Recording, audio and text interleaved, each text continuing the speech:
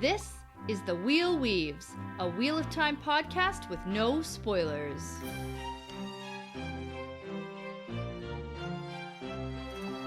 Welcome, listeners.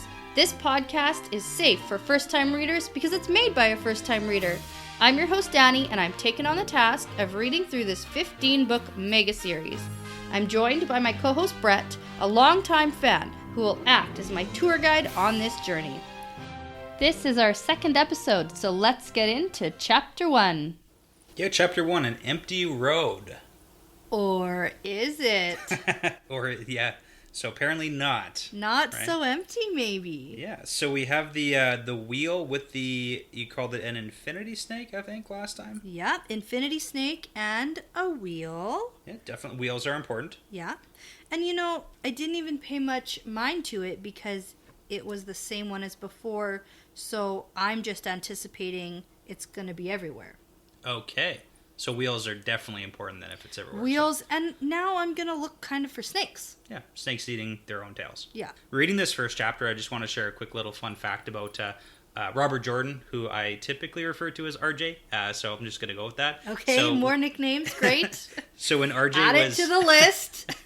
on the bulletin board. So when RJ was pitching this book series to Tor Books, who published it originally, he had pitched a 3-book series to Tor, which was really funny because when he pitched as 3 books, Tor actually signed him on to a 6-book series because they knew he had a tendency to be long-winded in his writing. Oh, had he wrote other books with... Yeah, he had a long history of writing books.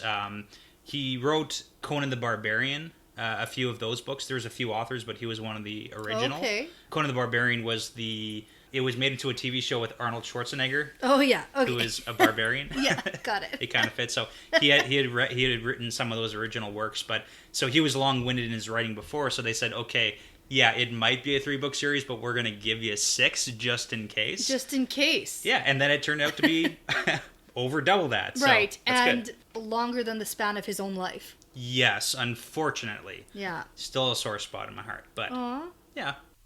Well, I've had like 12 years to heal, so I'll be okay. Oh, good. Yeah. Okay. So let's get into Chapter 1. All right. First, I wanted to point out this map.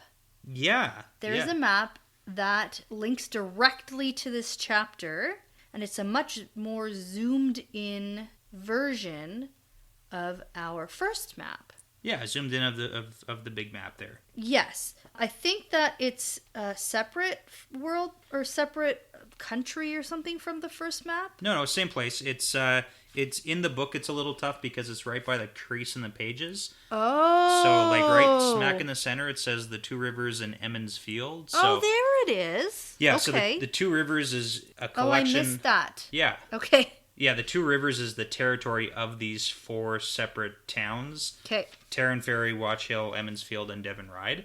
And then just to the west, we have the Mountains of Mist, which is a bit of a head nod to Lord of the Rings, the Misty Mountains. Right? Oh, yeah. It's all the same. Yeah. Turns out it doesn't matter what you read. It's the exact same world, so it's good. But we're focused directly right now in this chapter in Emmons Field. That's right. Yes. Well, yes. On the way to and on the way to, yes, Emmons Field. All right. So, Brett, the wheel of time turns. Yes. Ages come and pass. Leaving memories that become legend. So a paragraph that continues in every book, and I know you know that already. Yes, that's something I do know about these books, is that they all start with the same paragraph. It's one of the few things I accidentally spoiled. Oh, but it's not much of a spoiler. It's fine. Yeah. So something I would like clarification on. Okay. It says that in one age called the Third Age, is this now... So I thought I had this age thing figured out. We had the prologue and the prophecies, or the passages, whatever they were in the 4th age. And now they throw the 3rd age at you in this chapter. Right. So, but I know for sure in this world going forward that Dragon Mount is a place. So the event in what might have been the prologue, the 4th age, possibly is in the 3rd age. So our age is counting down. Yeah, what's going on? Is it the passages that were written, even though they were technically in the prologue, maybe they weren't referring to the age that happened in. Maybe those passages were written in the future from when that happened. Okay. So maybe that happened in the second age. Now we're in the third age, and then those were written again or something. Okay, so something weird, time shifty. That's not weird time shifty. That's just chronological time. Okay. In my brain. No? I was confused when I first read this because we saw passages about an event, but it's listed as the fourth age, but now it's the third age. So is it a countdown of ages? 4, 3, 2, 1? So kind of like a BCE situation. Yeah, exactly. Before Common Era, where the years actually counted up to 0. Yes. Everything's kind of a mess. All right. All that's really important to me right now, we're in the third age. Yes. That's pretty much what we know, and that's all we can say about it. Okay, so we're in the third age, and it's a beginning. It is a beginning. That's all we know. Yes. Okay. We also know that we begin in the Two Rivers. Mm-hmm. We know about the Westwood Forest, and there are 2 men walking with a cart and a horse, and I say, I predicted this. You did. I predicted a cart and a horse with wheels. You did. Yeah. Pretty much all of yours 100% correct. Right. Yeah. Now, I would like to credit the fact that I've read this before, but none of it came back to me. So do you think you skipped the prologue and chapter 1? No. Like, now it's going to get ridiculous No, if you just... now I just think I blocked it out because I didn't enjoy it the first time. So let's hope it's different this time. True. The first chapter isn't as, thrilling as the as the prologue. Yeah, we'll it definitely wasn't something that was locked into my long-term memory. Yeah. But Robert Jordan's doing a lot of world building in this first chapter, so he's throwing a lot of information at us, and it's important so we understand the world that we're in right now. Okay, so our setting is it's super windy. These 2 people are walking down a path in a forest. Mm-hmm. It's springtime, and we meet Rand al'Thor. The main character from what you know. That's what I know. I know this guy. Yeah. I feel like I know something. So maybe, you read the first page, which is good. Yes, I for sure did. And you know what? Even if I didn't, I heard the name Rand al'Thor enough that even if I had never picked up the book, I would know he's a character. So Fair. That's where we are with that. So he's a really cool guy because he's got a quiver, he has a bow, and he seems, kind of tough, and he's our main character, so he must be pretty cool. Must be pretty cool. Okay. That's the read I get from him. And then we find out he's with his dad. Is that more or less cool to be with your dad? Well... Depends on your dad? Yeah, his dad seems pretty cool too, though. Tam? Tam. And I'm liking these easy-to-pronounce names. Yes, Rand there's no 3 and Tam. names. I love it. It's great. I can do it. I can do Rand and Tam. Okay. They're a good pair. I like that. So Robert Jordan here sure does paint a picture. He writes an entire paragraph detailing trees and bushes that don't have leaves. You have to understand how bitter this winter has been. Yeah, I think I get it. It's been really bad. He makes reference throughout the entire chapter about how terrible, terrible, terrible this winter is. Yeah, winter sucks. Winter sucks. We live in Northern Canada. We know how bad winter is. I really feel for Rand. Let's keep going. Okay, it turns out that Rand, with his bow and his quiver, I think he might be good at archery. Okay. Because you don't just walk around with that. Not knowing how to use it. Not knowing how to use it. Turns out he got it from his papa. Okay. Because he seems like a pretty cool guy who also knows his way around a bow and arrow. You probably have to living out in the country, right, at this point in time. I'm just thinking for, hunting. Yes. Right. Okay. I guess so. We don't have, shotguns and... Yeah, and they do reference the fact there's a lot of wolf attacks. Bears are coming out, apparently. You don't want to fight a bear with nothing. Right. Right. So we learned that they are farmers. Yeah. We learned that in this first intro here. The wolves are terrorizing the farm. They're eating the sheep, the cattle, even the horses. Mm-hmm. It's been really bad. Even killing men. They're even killing men. Mm-hmm. And so that's why they've basically stayed on the farm for a long time. They haven't been out. Mm-hmm. But now they are on their way to Emmons Field. Mm-hmm. It seems they have a pretty big job because they are delivering cider and brandy to an inn for some festival. And I think that might be the most important job for any festival, is to make sure there's liquor there. Yes. Festivals are way more fun when there's liquor and ciders. It's good. Definitely. Yeah. Another thing we find out is that Rand's mom is dead. Yes. It does seem like for a long time, too. Yes. He talks about visiting her grave every Beltane, I believe they said. Every Beltane. Yeah, that's the festival that they're going to right now, is a Beltane festival. Yeah, at this point I was a little bit confused. It did eventually sort itself out for me, but at the beginning I thought Beltane was the village. Okay. That they were going to, maybe in the county of Emmonsfield. Like, I wasn't quite sure what was going on because they refer to festival with a capital F.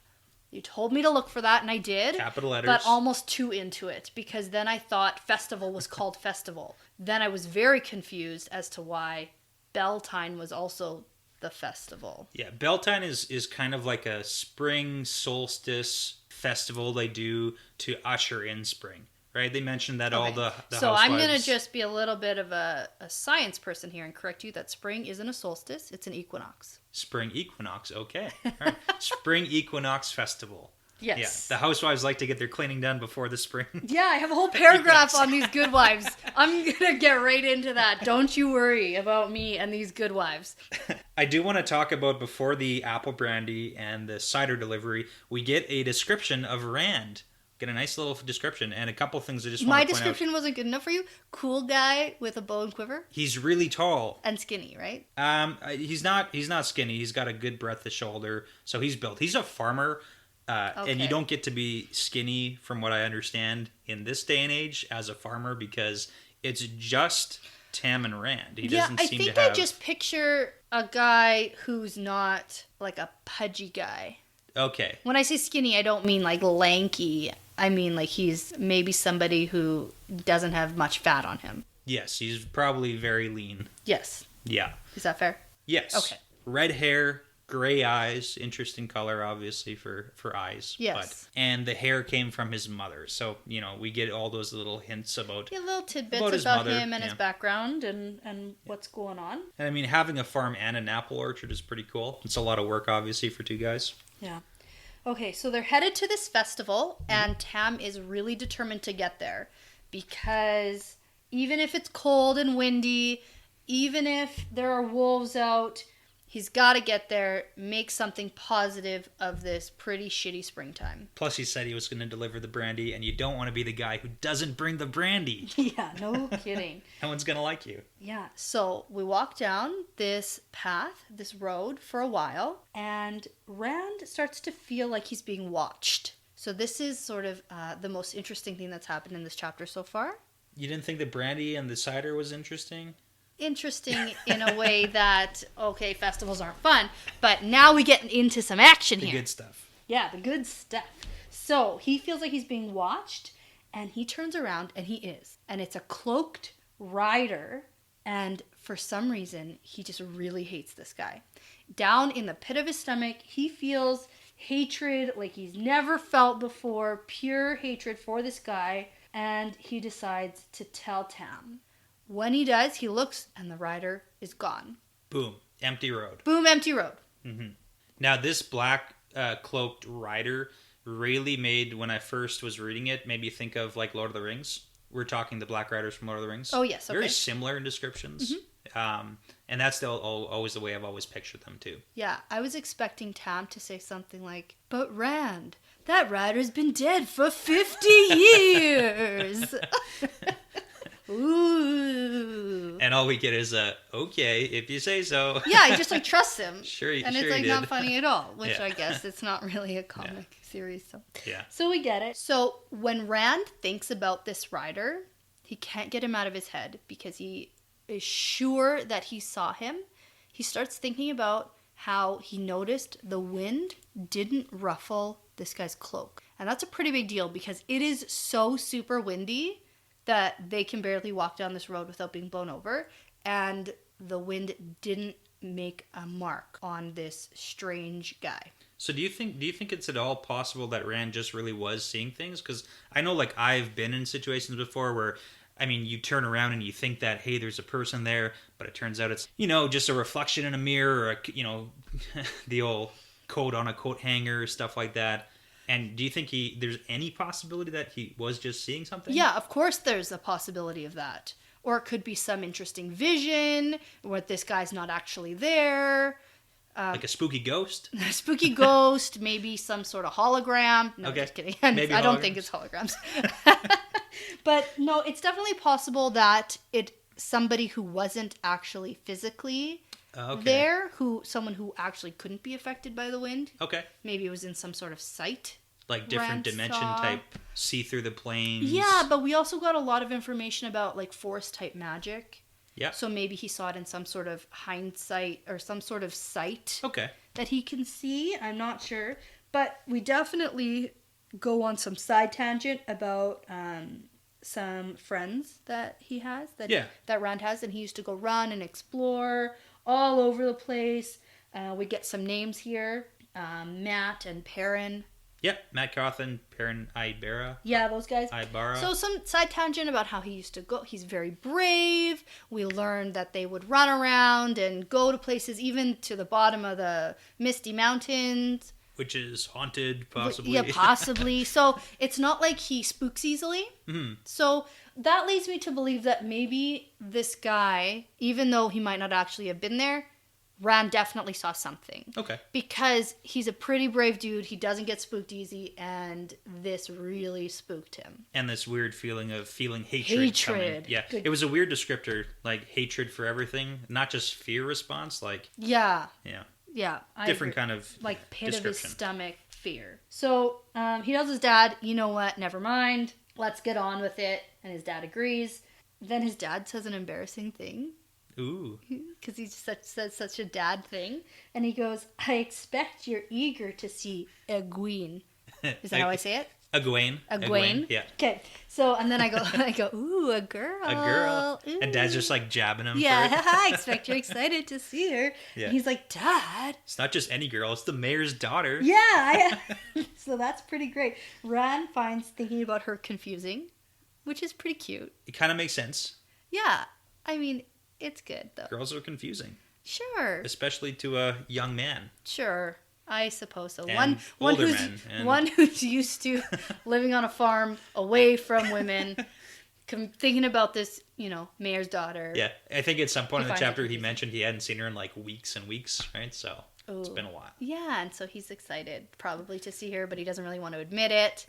Then Tam says, remember the flame. Yes, I really like this part of the book, so... Continue Let's with this. see if I do it justice for you, hey? The flame and the void. The flame and the void. So concentrate on a single flame. Feed all your passions into it. Fear, hate, anger. Until your mind becomes empty. Become one with the void and you could do anything. And you know who really could have used this advice? Who? Anakin Skywalker. Oh, yeah. Seriously, though. He fueled his anger... fear and hate. Instead of just rejecting him from the council over and over again? Yeah. And tearing him away from his mother and everything like that. Poor guy, but then, we've already been down this road. Turns out it actually worked out pretty well for him and Darth Vader. But go for the dark side, right. Yeah, so I think that this will be important. Okay. So this is a real thing though, right?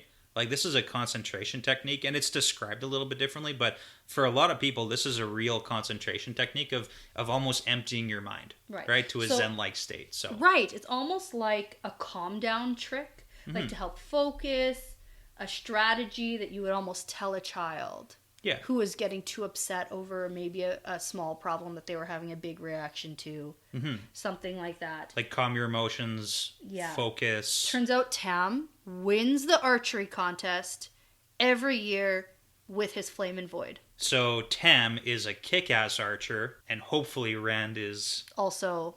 a decent archer? Yeah. Doesn't disappoint his dad? Right. Yeah. So it's like being the most focused on the task at hand using this technique. And I think this will end up being important for Rand in the future. Okay. Because I know there's magic in this. Okay. Spoiler alert. There's magic. Okay. And I think Rand will use magic in some way. And I think maybe using this void will be how he maybe channels this magic or uses it in some way. Okay. Am I thinking too deep into this? Because I'm really trying to make solid, good predictions here. Yeah, okay. So, I mean, we can put it on the prediction board. Yeah. We'll just table it for now. Sure, table it for now. Okay, that's just sort of my piece on that. Let's tuck that away. Okay, so then after this, they reach Emmons Field. Yes. Which is close to the Westwood. So I like having this map to refer to. I said last time I'm a visual person, so I like to see their journey route. So they've come from the two rivers. They get to walk through. Well, they've come down the quarry road. So the two rivers is the area. So they've come like closer to the mountains. They farm like close to the mountains. Yeah. And they just walk down that quarry road towards Emmons Field. It's only like, it seems to be only a couple hours walk. Right. Which, I mean, in this time is probably quite dangerous. Yep.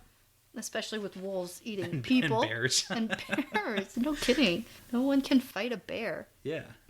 Maybe with a bow. Right. Not with your hands. So I like that their horse is named Bella. Yeah. I think she's pretty cool. She keeps plodding away. Just keeps going along, ignoring all the kids. Just does her job. Almost doesn't even need to be told where to go or what to do. She knows the way. Because she's so cool. She's a kick-ass horse. I like her a lot. Yeah, Bella's a good horse. So at this point, we find out about some goodwives. Yeah. And it's not like a fun TV show or anything. It's every house has a goodwife with an apron and a kerchief, and she's shaking sheets and stuff. Like super old-timey, like exactly what you would picture, it's medieval like right women to look like. Yeah. That's exactly it. Thanks for that one. No woman would let Beltane come before her spring cleaning was done. And then I just said, okay, I guess we'll go with it. Yeah, we just got to accept some things, in this universe. In this little box of the world here. They're kind of like very traditional. I don't even know if that's the right word, but it's like the image of what a good woman, good wife should be doing. That's why they're called goodwives. Keeping her house clean. Yes. Basically. You know what's really funny, though, is right before that, thatched roofs. Thatched roofing is really funny. So thatched roofing in this town is kind of almost backwards, because that's like the grass twigs that are bundled together. Okay. Yeah. You know, so if I discovered like that. Okay, so because the next part here says the good man, not the good husband. If it's a good wife, shouldn't it be like there's no equality here? So he's not the good woman of the house. She's the good wife and he's the good man. Mm-hmm. Whatever. So the good man of the house is checking to see what needs to be fixed. Turns out they can't fix roofs on their own and they need to call someone called the thatcher. And I said, what is a thatcher? Yeah. What is that? Senbui, the thatcher, is the guy who makes the bundles of like grass and sticks that pretty much become the roof. Like in really old-fashioned non-roof houses. Pioneers. Yeah, pioneer type. Like no shingles, no solid roof. It's just like grass and stuff. Yeah. Is what the roofs are made of. Yeah, that sounds terrible. But I'm also upset that these guys, these good men, can't just fix it themselves. The women have to take care of the entire house, and all they're doing is looking to see if the roof needs to be fixed, and then they call another dude to come do it. Bundling grass is hard. It doesn't seem that hard, actually. Now that I know what a thatcher is, I thought like maybe it would be like some sort of smith. Yeah, not even. Or something. Oh my gosh. Senbui is just a big complainer from what it sounds like later on. Yeah, like whatever. Do it yourself, men. Good men. So whatever. Tam seems to be enjoying himself. He's talking to a bunch of people. They come across because they haven't gotten off of the farm in a few weeks. Things are pretty bad this winter. Winter storms causing damage, stillborn lambs, crops not sprouting, the ravens are flocking when there should be songbirds.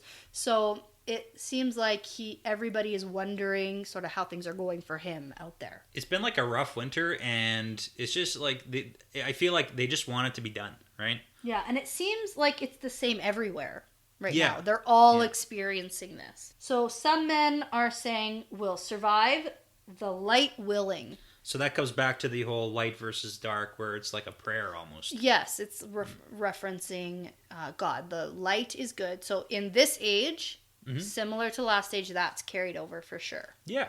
So that's an interesting point. And it also seems that these guys are really stubborn because they say, even if the light doesn't will, we'll still survive. So definitely just like stubborn bones and all of Yeah, them. they seem like tough people. Yeah. The wolves are taking their sheep, the hail is taking their crops, but they don't give up. And they refuse to move to somewhere warmer. Well, yeah, that sounds a lot like where we live. Yeah. We complain about the minus 40 degrees Celsius in the winter, but we just continue to live here. Okay. Oh, go us, right? I might move faster if I had to rebuild my roof every year. You know, that's a good point. Yeah. But you don't have to rebuild the roof. I just call someone to do it. You just call someone to do it.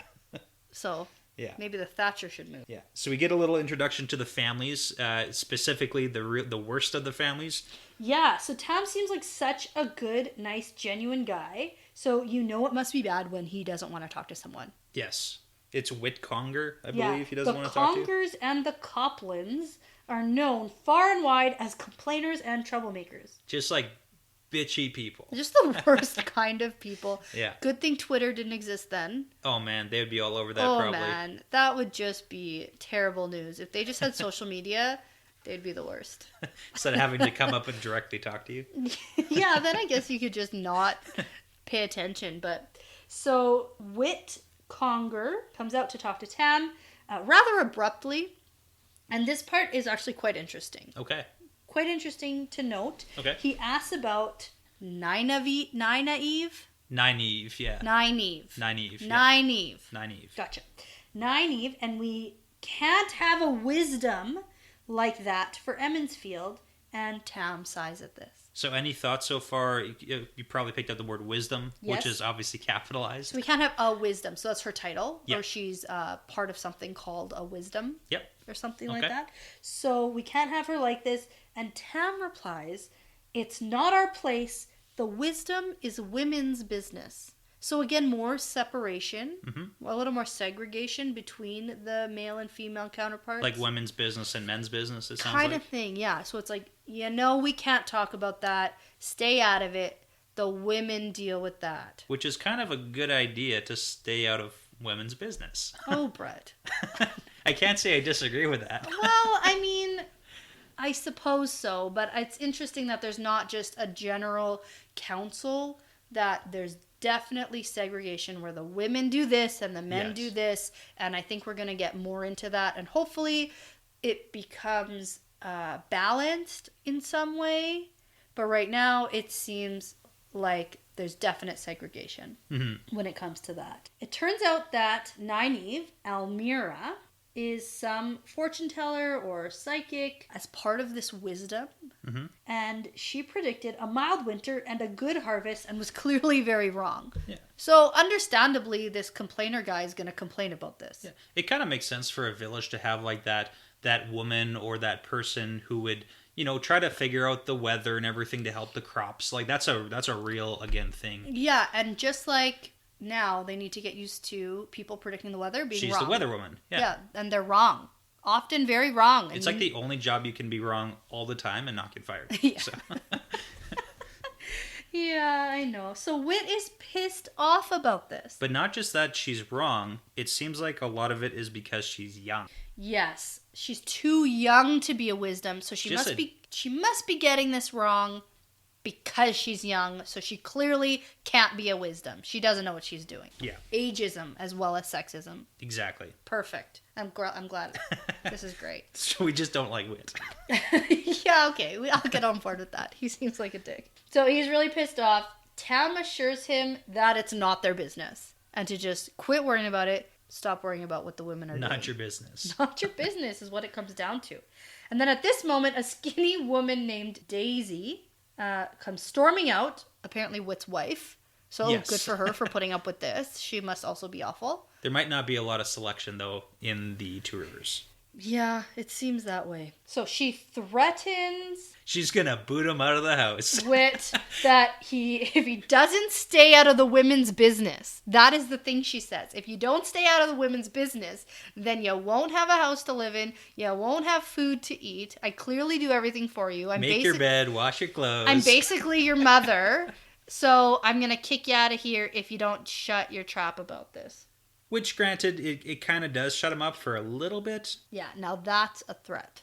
That's a good threat. Yeah, clearly. He seems to be pretty useless besides. So they move along quickly. They use this Daisy woman as a distraction. Tam and Rand do. They use her as a distraction, and they move along quite quickly so they don't have to talk to him anymore. Good idea. Get out of there. Yeah. So it turns out all the goodwives don't like that Tam is a widower. Don't like that he's still single. Yeah, that's what a widower is. Yeah.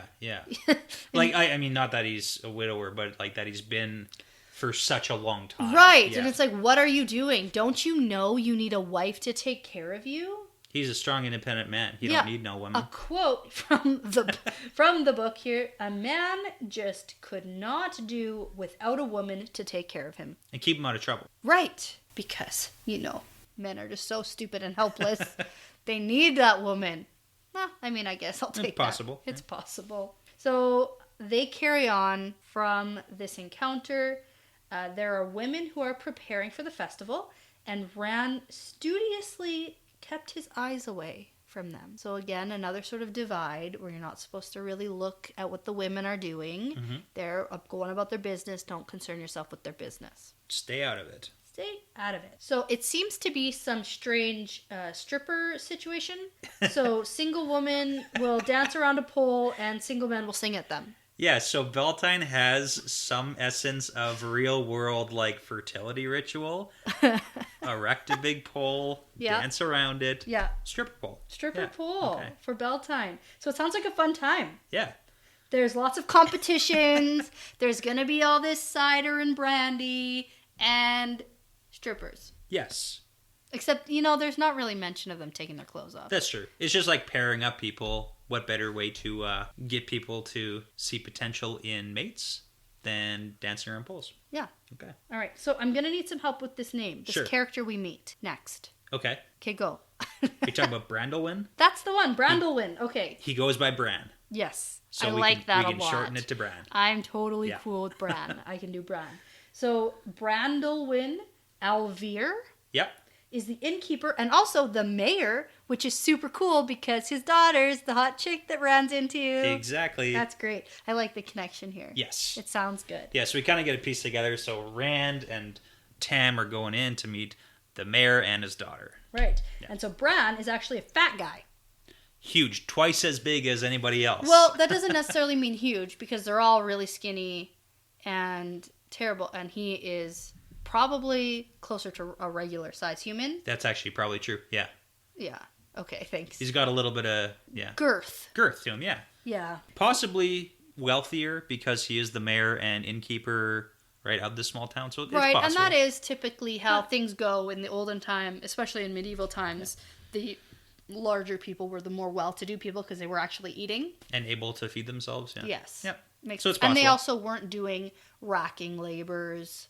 Yes. In the fields. He's not working on a farm every single day because that's Right. going to keep you lean. Yeah, less active. Mm-hmm. Definitely. He's definitely sitting around drinking ale and mayoring the town. Mayoring, yeah. It's less physical work to be a mayor. Anyway. So again, we're just kind of really breaking into just how the small town like politics works, who's in charge, how it all, like we said, world building, right? So just to kind of set the scene of what we're walking into for Emond's Field. Yeah, it makes sense. Men and women keep everything separate. There's the village council for the men. There's the women's circle for the women. There's a wisdom who's Nynaeve Almira, right? Who's too young for her position. Right. Apparently got things wrong, so everyone's mad at her. Right, but I mean, get used to it because that's what meteorologists do, is they get things wrong. It's pretty much just guessing. Yeah. Well, especially in that day and age because she's just, listening to the wind? Yeah, looking at clouds. I don't know. Like, what is that? Oh my goodness. So, Bran seems to be really annoyed that everyone keeps talking about the weather.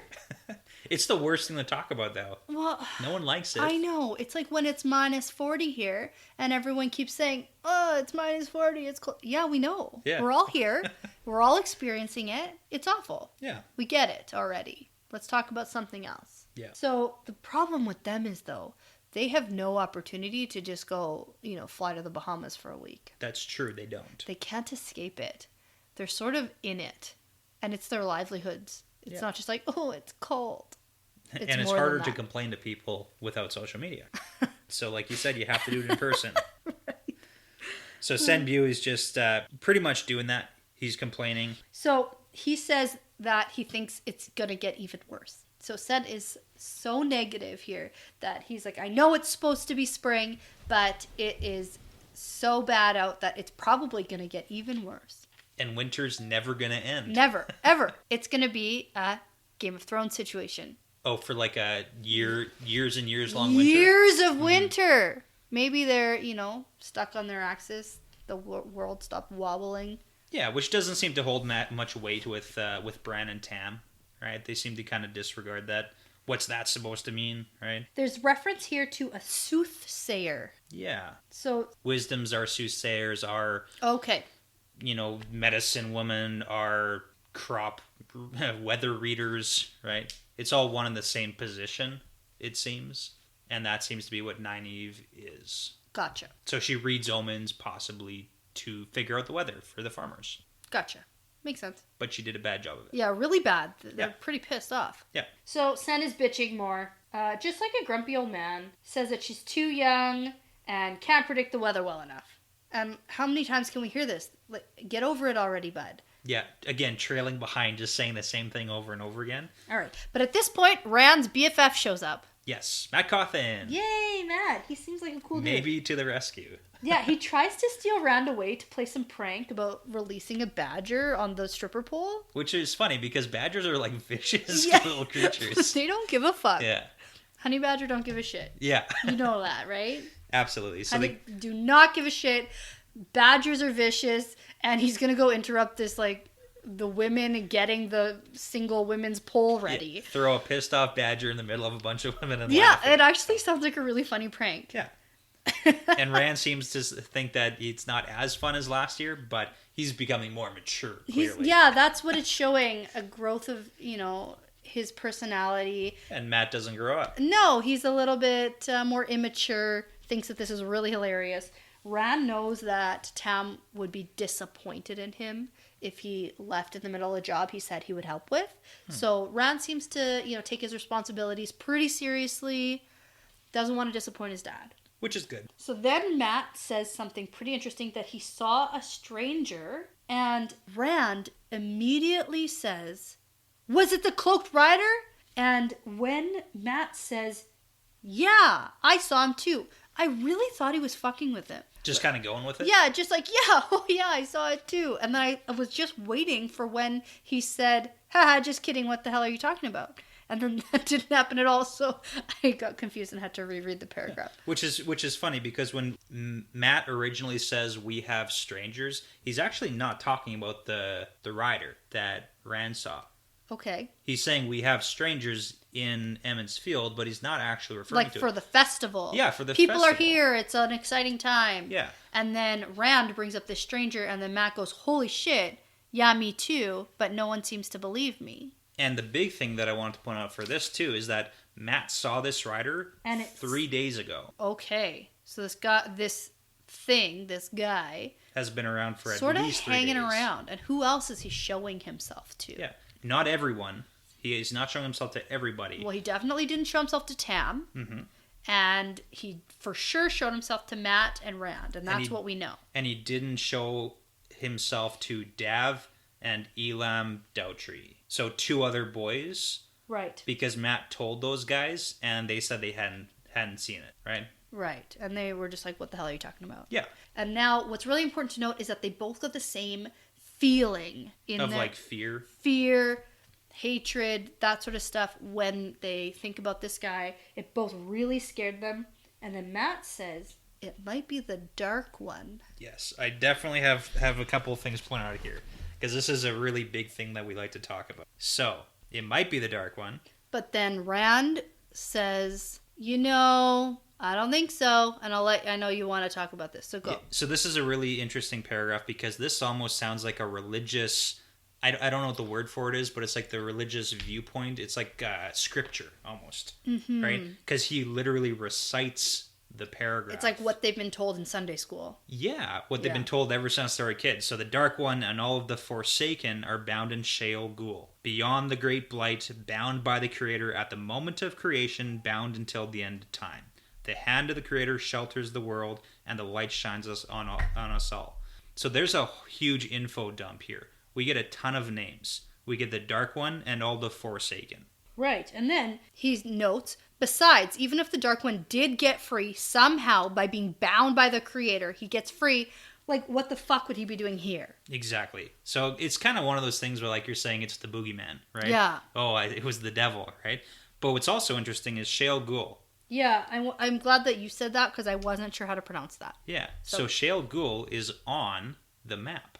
Oh, it's a place. It's a place. It's a place that the Dark One apparently has been bound. Apparently. Okay. It's on the map. It's on that big map. Yep. Just like he said, holy smokes, Dragon Mounts is a real place. Yep. Apparently, it's on this map. Okay. And we can only assume that this map is a map that everybody in this world has access to. Gotcha. I'm going to tuck that nugget of information in my brain. So not just saying that... To have you pull it out again. Yeah. Not just saying that... not just saying that Dark One's bound in hell, for example, saying that that's like, we don't have that on a map. Yeah, it's not like the hypothetical devil in the hypothetical hell. Yeah.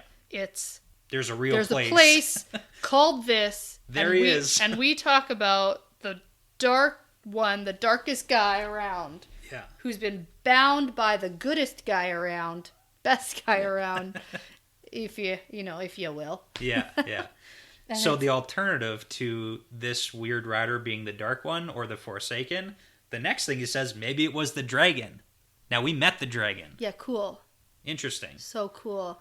And especially because now, even if there was any question of what order of events chronologically this happened in, so there's reference here to the dragon, and the first passage from the Fourth Age that we heard was that the dragon was bad.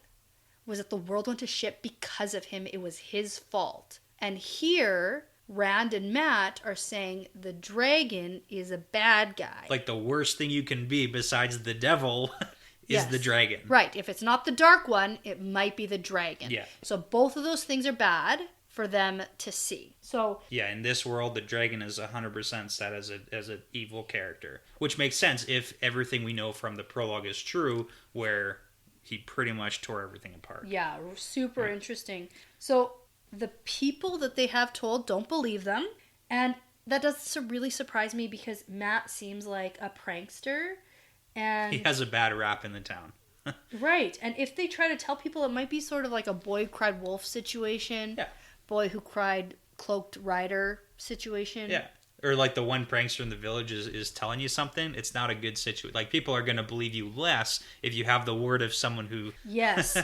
And Matt says, well, maybe we should tell your dad. Maybe we should tell my dad. And Rand says, well, it's actually probably better that we don't tell your dad because... It's you. You're not super reliable, Matt. Yeah. So Matt has not the best reputation. But one other thing, the Forsaken. We talked about the Forsaken in that paragraph. So the Dark One and the Forsaken are bound. But we actually get a couple of names of the Forsaken. Oh, yeah? Yeah. So Matt says, my mother always said the Forsaken would come for me if I didn't mend my ways. So that's like the old boogeyman. Yeah. But he names two of them. He says, if I ever saw anybody who looked like Ishamael or Agenor, it was him. So we actually have two names. So they have names for these Forsaken. Okay. Yeah. So in their scripture... In the scripture. Quote scripture, there are these two bad guys. Yes, of the Forsaken. Who might ride with the Dark One. Yeah. They're bound also sort of around the time that the Dark One was bound. Probably. They do bad, evil crap together. Yeah. Who knows? Okay. It's like the worst book club ever. Okay, so they notice that Tam is staring at them, and then we find out that Matt stands for Matrim. It's like a Matrim, yeah. It's like Matthew, but Except, I knew there couldn't be any normal names. Yeah. You have to spice it up a little bit. I was just so excited for just a regular Matt. I'm looking for the next, like, Steve. Yeah.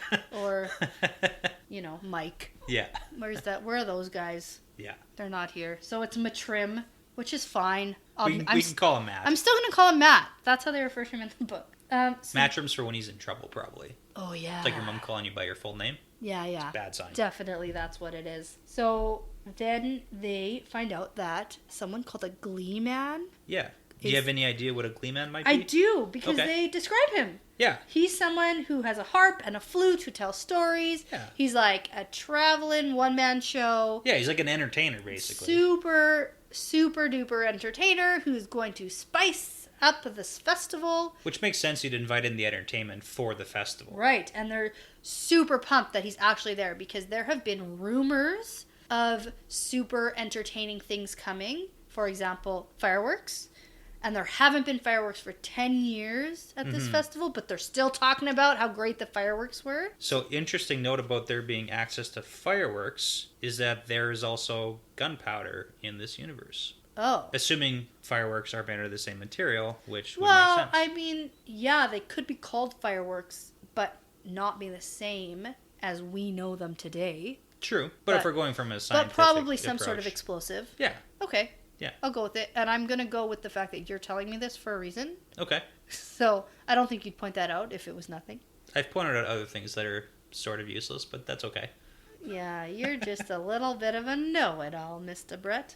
Yes. Okay. So, anyways, the Glee Man is not just a rumor. Turns out he's here in the inn right now, turned up in the middle of the night, pissed off the mayor, but he's here and they're excited. So why do you think he showed up in the middle of the night? It's apparently super dangerous all over the place right now. Yeah, they're surprised that he's there at all. Yeah. That he made the trip there. The mayor said he's almost wasn't going to let him in because it's the middle of the night, and like, what decent person shows up in the middle of the night? Well, maybe he's not a decent person. Oh, okay. Maybe he's someone who might be some kind of criminal on the run and has to duck out and travel only at night because he's in some kind of trouble. They hired him. He might be in trouble somewhere else. Okay. And they don't know. So he's just... Yeah, they don't have the internet. They don't know. That's true. They don't have the internet yet. And so, realistically, how are you going to get news from other places that there are bad guys running around? Yeah.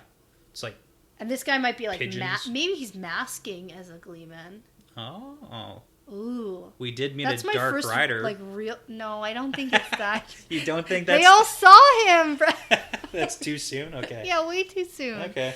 But I think that maybe he might be on the run or something, and he's like, yeah, I'm the Glee Man. You're expecting one, right?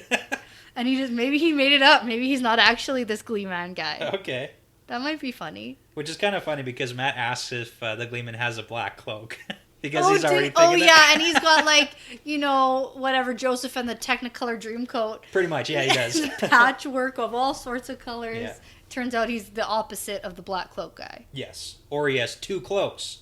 I guess that's a thing that people can have. It seems like times are sparse, though. Yeah. I don't think people have two cloaks. And Matt's particularly interested in the fact that there are fireworks because he reconfirms that. So there are fireworks. He seems like a troublemaker. Yeah, a real big troublemaker guy. It just makes me think of in Lord of the Rings when Pippin sets off the Gandalf's big fireworks. Oh, Pippin yeah, but that's magic. Yeah, that is magic. That's not like gunpowder. Those are like wizard fireworks. Wizard fireworks. Yeah. But yeah, it's kind of like that. That's funny. And then we got a little bit of discrimination going on here, too, against the Terran fairy folk. Because Tam says you've got as much trust as a Terran ferryman, implying that they don't have very much trust. Right. Yeah. Okay. Well, so at that point, Rand convinces Matt to help him unload the casks and says, we'll get it done faster and can go get up to business if you help me. So Tam and the mayor go to have a drink, and the boys go and unload the casks. Nice of Matt to stick around. Right, he complains about it, definitely, but he doesn't. And so. Rand seems conflicted, but also secretly hopeful that he might see Egwene. What is it? Egwene. Egwene. Yes. All right. Don't worry, that's a hard one, and there's a lot of talk about how to pronounce that name, but it's Egwene. Egwene. I'll come up with a nickname for her. Weenie or something. It's a solid nickname. Thanks. Just off the top of my head. I'm pretty good at thinking. Rand really likes Weenie. Yeah, really likes her. Well, maybe. He's confused. Okay, like you said, so that's the end of the chapter. So in summary, everyone had a really shitty winter. It doesn't feel like spring, and they're hopeful that this Beltide festival will raise everyone's spirits. Yeah, hopefully. I mean, they got entertainment, right? They got brandy. Certainly. Well, they maybe have entertainment. Oh, yeah. Well, no, he showed up in the middle of the night. He showed up, maybe masquerading as a gleeman. Maybe he's not very good at entertainment if he's pretending to be one. Well, to put it in reference point, Rand mentions that there's only been a gleeman like twice in his entire life. So even a gleeman pretending to be one is more Exactly. entertaining than no gleeman. Someone pretending to juggle Yeah. is better than someone Whoa! Oh, I guess so. So now that we wrap up chapter 1, obviously a little bit less dramatic Yes. than the prologue. Sure. What are your thoughts? How are you feeling about this chapter? Okay. I'm feeling okay. We're into it. Let's go. Is really what I'm thinking. I do have a question for you. Okay. Do we know how old Rand is? At this point, we don't know exactly, but we can estimate from what we've heard. So a couple of reference points to look at. The goodwives are starting to look at Rand and question, hey, do you have a good wife yet?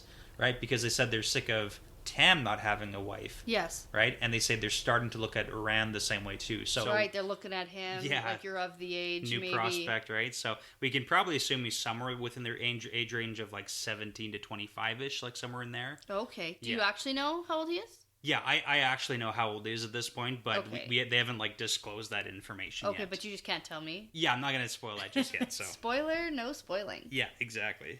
Okay, well, I think that maybe because in this day and age that they're in right now, probably around 25 might be a little bit old.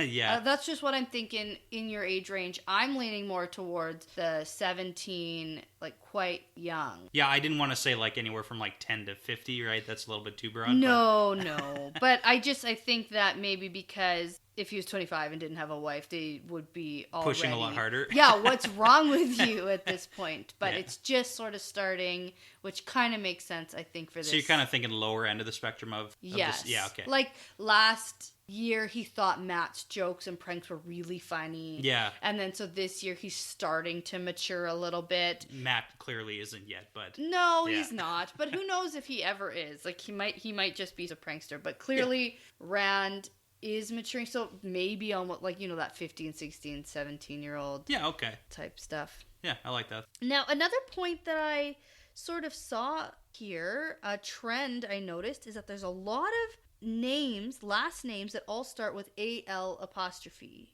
Yeah, like the prefix, is it? Like the Althor, the Alvir, Yes. Almira. Almira, yeah. Yeah, there's a few of them. Yeah. Yeah, it seems like all of them. Well, not all of them, right? There's Oh. Sen Bui, there's the Congers, the Coplans, there's Okay, so Yeah, like Matt the and Perrin. Okay, so like the commoners, the Thatcher guy, the complainer guy, sort of people who may be less important. yeah. But maybe, the mayor, the wisdom. So like if you have like a high position, you get that in front of your name or something. Yeah, maybe something. Maybe there's got to be some kind of significance to it. Okay, new theory. I like that. There's also like a significance of in names of where you're from, right? Because when Robert Jordan was writing this world, he does like to have it kind of like the real world, where if you have a certain last name, there's a good chance you're from a certain place. Okay. Right? Like if you had like so that might be the significance there. Yeah, like if you ever hear an O'Connor or something like that, so you probably have some Irish descendants there, right? Gotcha. So there's some trends like that in this series. Okay, too. well, and then building off of that idea, it really seems to matter where you're from. Yeah. Snide comments. There's quotes, you've as much trust as a Terran ferryman. Yeah, nobody likes people from Terran Ferry. Yeah, it turns out. Or even just the people of the Two Rivers are stubborn. Yeah, it's kind of like that small town like prejudice, right? Where if you're from a certain place, I mean, you kind of have those characteristics, and that kind of shapes how you view other people, right? So.